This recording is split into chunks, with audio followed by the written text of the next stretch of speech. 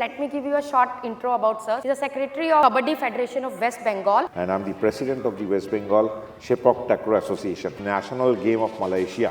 You are from tech background, from IT background, and you are into education domain from such a long time. How do you get all of this time to be part of these three absolutely different domains? Inspiration comes from life. The first boy in class is not necessarily first boy in life. If you want to be the first boy in life, you have to learn from life itself. What we can do to help out those small cities, small schools, because even the national education policy is out there, not able to implement it properly. Top-down approach means I decide what is right for everybody.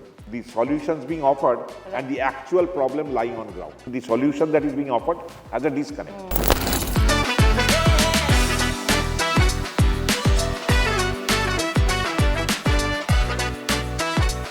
Welcome everyone, this is your host and those founder and CEO AeroBay, Neha Chauhan, and welcome to this very special episode of the AeroBay Podcast. You know, I'm really excited about today's our very first series of Kolkata episode because I have one of the great educationist and he's a big believer in the entrepreneurial segment, Mr. Dr. Partha Sarthi Ganguli. Welcome sir, I'm so lucky to have you right there on this couch with me on these bright sunny days. How are you feeling today sir? Oh, I'm feeling good, particularly with you around, Neha, Thank a you young so much, entrepreneur. Sir. Right. It's always good to see young Indian entrepreneurs. Right. And I'm feeling very good, and this place is also nice. Lovely, And sir. Lovely. tell me. For those of you who don't know, sir, let me give you a short intro about sir. Sir is in education domain from, I think, more than 25 years now.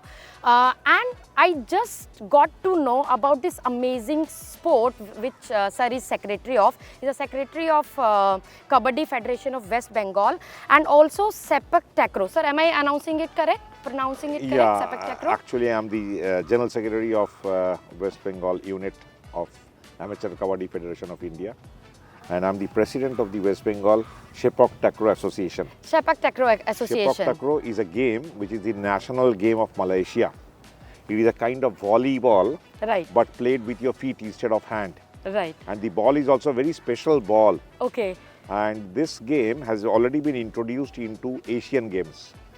And we are waiting for the moment when it will be included in the Olympic Games. More and more countries have started playing. Almost about 30 plus countries are already playing this game.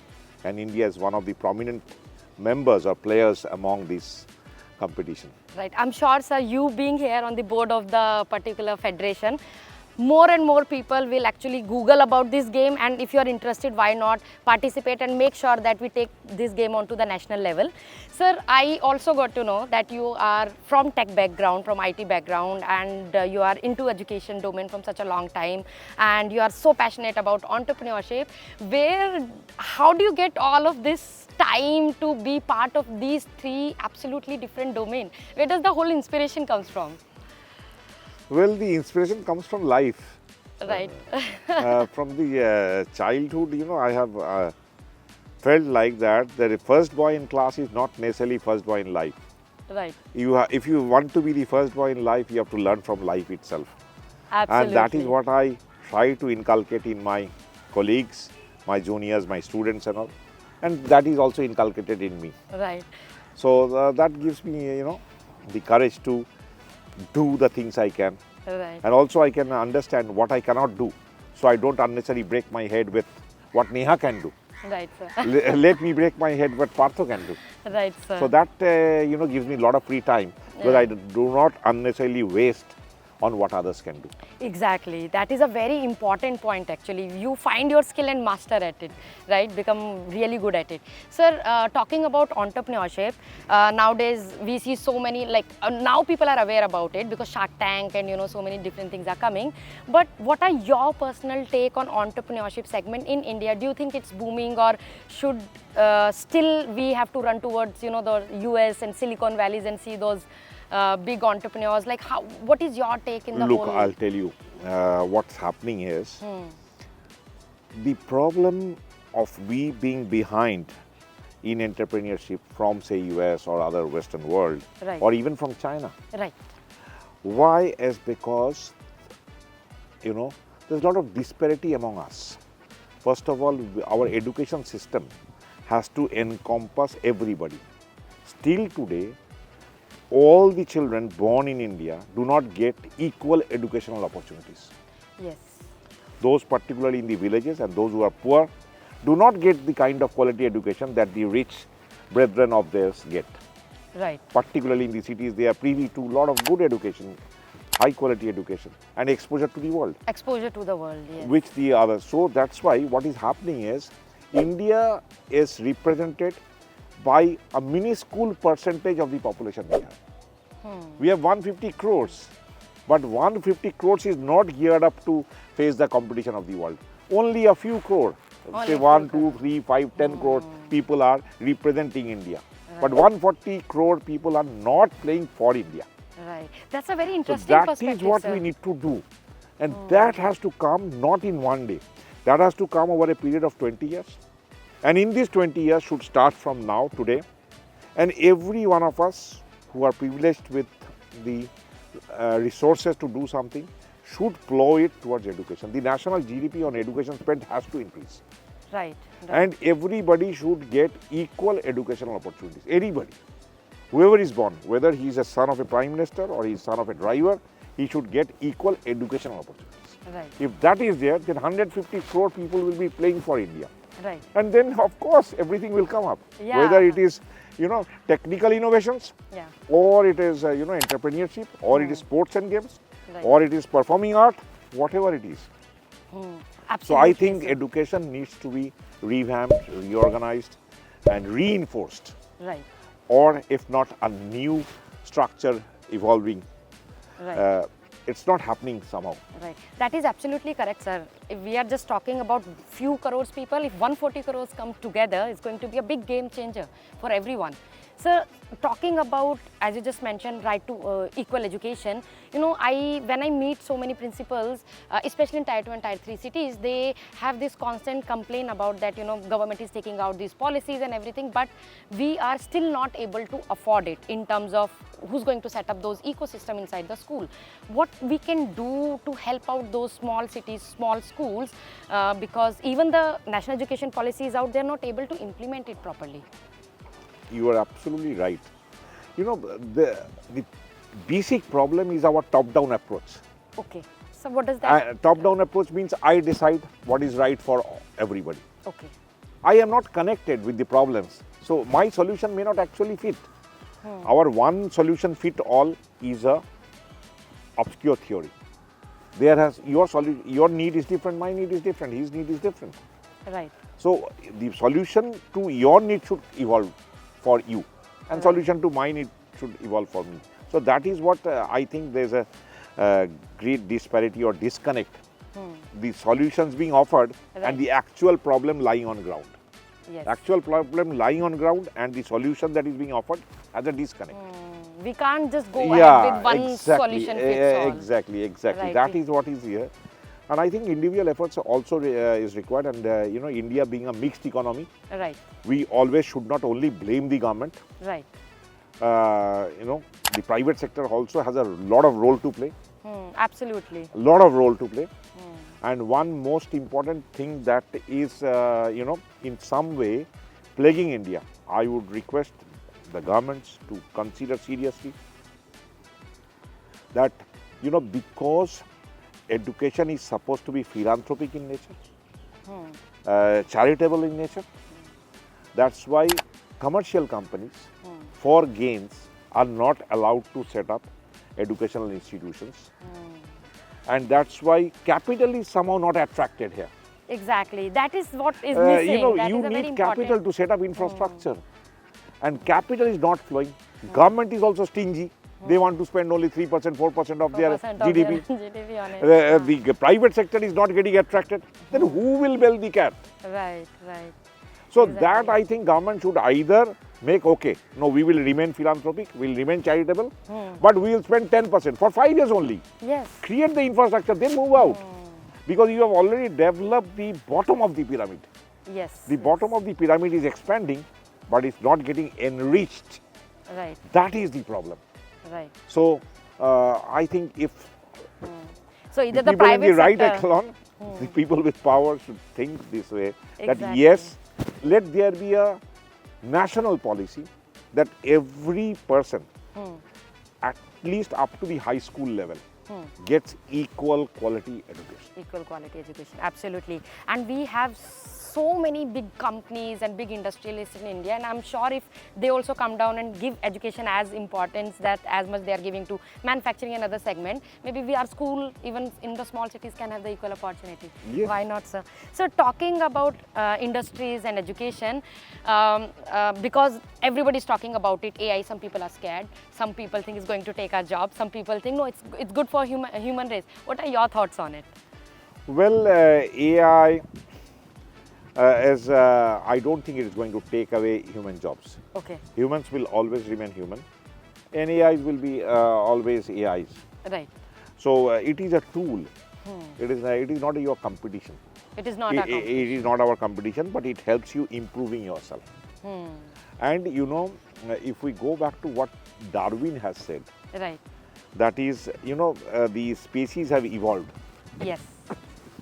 and the species which are existent for a long period, it's called the survival of the fittest. Survival of the fittest, absolutely. So what happens is a metamorphosis is going on. You know, there are monkeys today, Okay. and there are human beings today. Yes. The monkeys can see, but there was one day when there was no human being. There were only monkeys. Right. Now, gradually, from among the monkeys came the chimpanzees, Yes. and from the chimpanzees came the human being. Chimpanzee was an intermittent phase between monkeys and human being. So chimpanzees are slowly getting extinct because it is either they are remaining monkeys or they are becoming human beings. Yes. So that you know, species are slowly getting extinct because it's just passing phase. Passing. So these human beings are there. Similarly, among the human beings, some superhuman beings are evolving. Yeah. But the changes are so slow, we cannot make it. We cannot make it. There But, will be but some, it is coming. Eventually yeah, it's going some to other happen. human being is going to be there who will be intellectually more stronger than this present form of human being. Like human beings are more stronger than monkeys. Then monkeys. There will be a Absolutely. superhuman being, whatever the name they call themselves later on, but it's evolving. Right. It's evolving, it's constant evolution. But the shape and is not so distinct that we can make out. Right, right. In one of the interview, even Elon Musk actually talked about superhuman, so-called. They said ki next generation, not sure when it's going to come, maybe another 10 years, 20 years, 30 or 50 years, but they're going to be much more smarter and sharper, and all of those things is going to happen. But my worry in that evolution, sir, as the generation, like if I see, so I have a younger sister, she's 10 years younger than me. Obviously, I know she's technologically smarter than me and she knows all that different kind of things. She can use iPhone better than me. But as you said, human beings are evolving, but they are suffering some kind of mental disturbance in the whole kind of process. Like they get sad really fast. I see a lot of depression rate in younger kids. So where are we going as a generation? I'll tell you. When do you get, when you feel sad, Neha? Particularly when you have a conflict with your near dear ones. Yes, that is your absolutely. saddest part. Yeah, that is my Suppose saddest you part. fight with your good friend or your mother, you Yes. feel bad. I feel bad. So what is it's a conflict. Now what is happening is somehow the generations are unable to connect with each other. There is a gross disconnect. And this disconnect is often turning into conflicts. Like I don't agree with my mother is something else. She wants me to drink milk, I want to drink coffee. Okay, fine. This is a disconnect. These are disconnects. But when she forces me to drink milk or when I throw the glass of milk away, then it becomes a conflict. And when there is a conflict, you are sad. Like if there's a conflict between your neighboring countries, there's people around is sad. Then Like sad, we are huh? right now sad with Bangladesh. What's happening in Bangladesh? Yes. Neither the Bangladeshi nor the Indians are happy. No one is happy. There should not be any conflict. Why should be? So conflict resolution is important. And where does the conflict start from? Major conflicts in the world starts from ethnocentrism. That we all have a firm belief that what I know is right. That there can be another right. That you can also be right, Neha. Is I don't believe. I believe Partho is only right, and Neha can't be right. So it's if like she's differing from me. someone's See, right could be someone else wrong. that there can be another right. Like you probably will be having a paratha for breakfast and be happy. But I may have, say, luchi and feel happy. And somebody may have a hot bread rolled out from It's the oven. perspective. So it's perspective. But Perspective. same, we are having wheat. Right. And it's for our, feeding the belly. Right. And for few calories. So that is there, that different way, different approach can exist and which can be right. Both can be right is what we need to understand.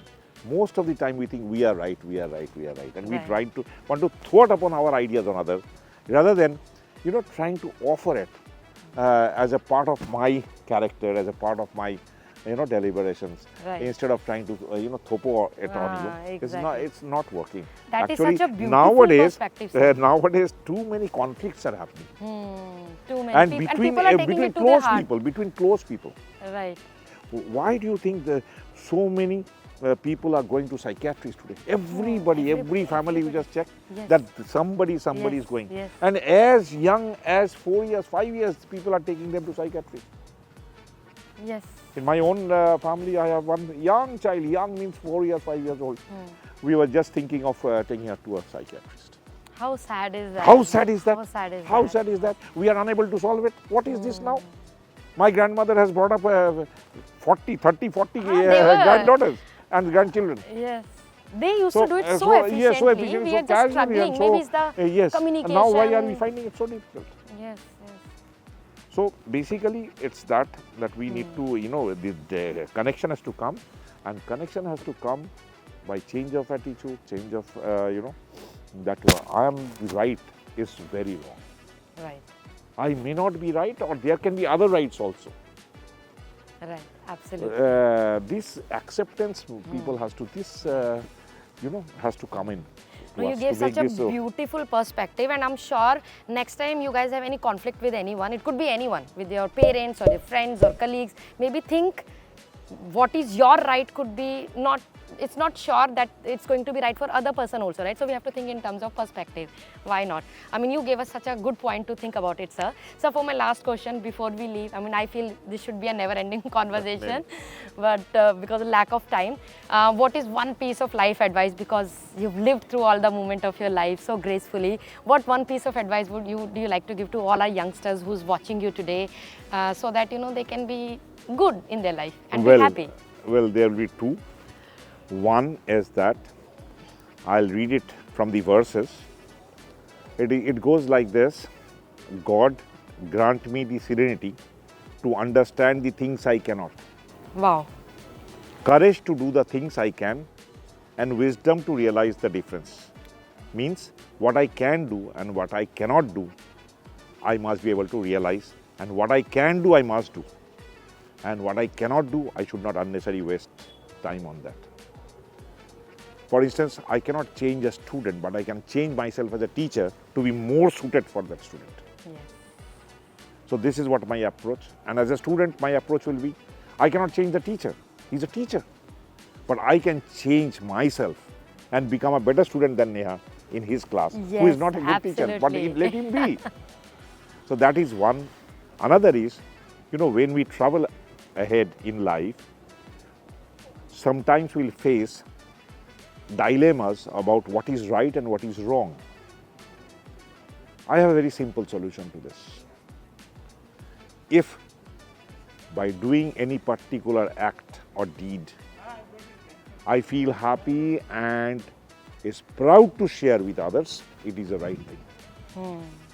And if I don't feel so happy and also feel the need to hide it from others, it is wrong. So if you do anything which you can share with everybody with pride, it is right. That is the right thing to do. And if you need to hide, it is wrong. Yeah. So with that, Neha, thank you So very that's much. $1 million advice, sir. Thank you so much for taking your time out. I know you're really super busy, but I'm sure this $1 million advice, you guys going to implement it, and definitely you'll feel some kind of positive change in your life. Thank you so much, sir, for coming and joining us. Thank you. So much. Thank you. Thanks. Bye.